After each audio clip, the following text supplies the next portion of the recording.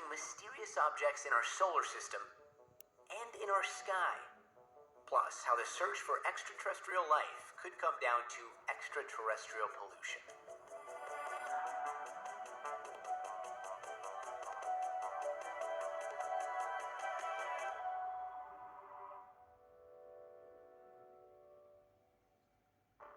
Hi, and welcome to Some Peace and Quiet. And here, among this kind of sky, it's impossible not to look up and wonder whether we're alone in the universe. And while that question might seem totally natural out here in the desert, it gets a little bit more complicated back in civilization, among scientists, among governments, and even us, the media, as we saw from the moment we spotted our first interstellar object hurtling by us from a galaxy far away.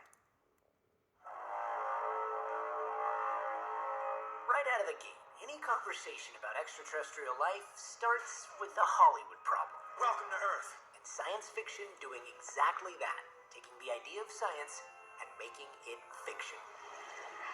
Now that's a proper introduction. But what if we've already received a sign?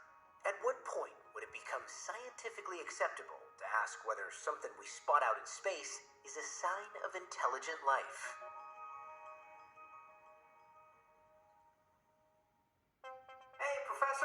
Nice to meet you.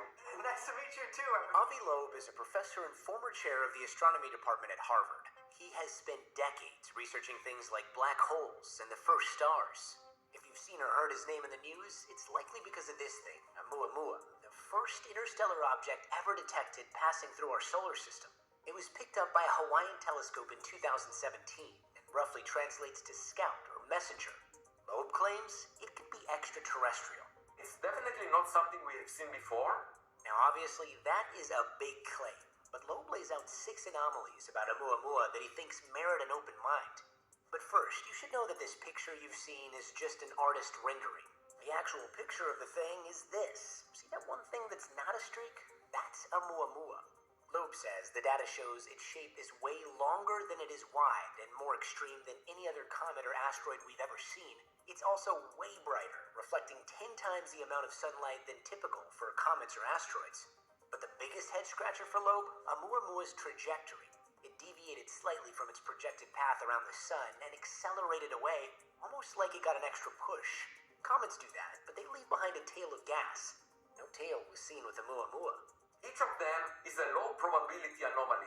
You would say, okay, maybe 1% of all the objects has that anomaly. Then you take 1% times 1% times 1, 6 times 1% gives you a tiny probability. And that's the first object that we saw is an object that should be as rare as 1 in a trillion. So you're basically saying this is like